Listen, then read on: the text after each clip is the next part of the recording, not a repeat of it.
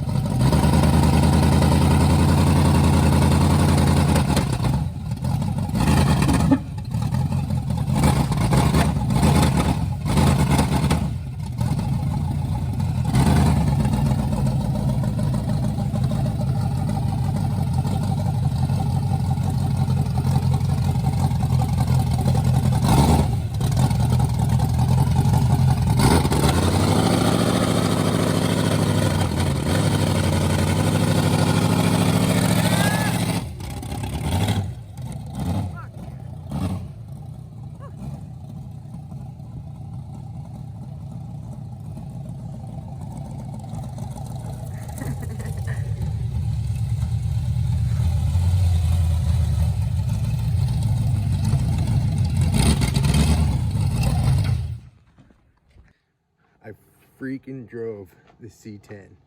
Like, that's just like mind blown. Couldn't believe it. That's a long time coming.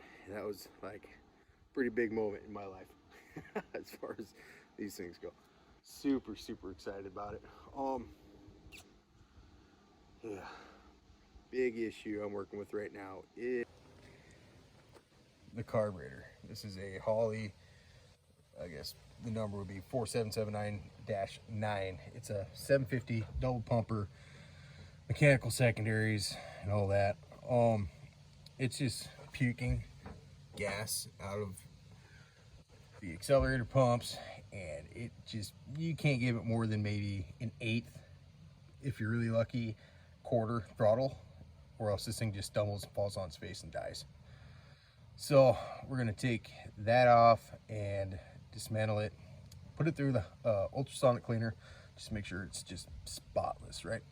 And I'm gonna buy a rebuild kit, go through it. And another thing I need to do, there's a lot to do, but this is kind of a big one. On the transmission, right up there, you can see, yeah, I hate how the cables are run under the tail shaft, but that's the way the B&M says to do it. Up there, but just above the red cable, you can see the thing there. Well, you got a vacuum line that's supposed to go to that. And I don't have one run to it right now. Now I learned that the hard way with the Camaro. If you don't have that hooked up, it don't shift, like period, unless you're wide open throttle, high RPM, it'll grab another gear. But without that done, you just can't get it to shift. What's up? Hell yeah, little smokies. It's food time. So on these Hollies, you got your, well, you got to take your fuel rails off. Your float bowl is just held on with 4 of these bolts. Hard to pull them out both sides. This is your metering block. A lot of times these really get stuck on and you'll have to use, well, I just use a little screwdriver, but you kind of really got to work on them. You go all the way around, get her loosened up, and she'll finally pop loose and you can take it off. But this thing, I haven't messed with this in years. This wasn't hooked up to nothing. Big ass vacuum leak. But as you can see, it's super, super gross inside this carburetor. And it was leaking from the power valves, or sorry, not power valve, accelerator pump. These right here. When you hit the throttle, this pushes on here. It's got a little diaphragm and it squirts a little bit of fuel in it. That's how those work. That way when you stab the throttle, it gives a little extra boost of fuel right off the bat. You got one of those on each side. This one's over here. You can see it works on this right here. You got a spring, all that fun stuff. But yeah, I'm gonna keep moving forward with tearing this Holly down. Oh, and another thing I forgot to mention, now that the metering block is off, clearly someone's been in this carb and it has had the power valves plugged on it. I'm not a huge, like, I can figure Holly out. I can make it run good. I don't know all the little tricks and ins and outs. I don't know what having your power valve plugged or deleted actually does for performance, or if it does anything. I'm really not sure. I'll have to look into that, and I'm sure people will comment in the section that know everything. But I'm gonna do some research, figure that out, see if that's something I want to keep or if I want to put a power valve back in it or not. But we'll see. Now that I've pulled the other bowl off, I see this side still has the power valve. So they only removed it from, what is this, the back side of the carburetor. Front side still had the power valve. Hell, maybe they're supposed to be like that. I can't freaking remember.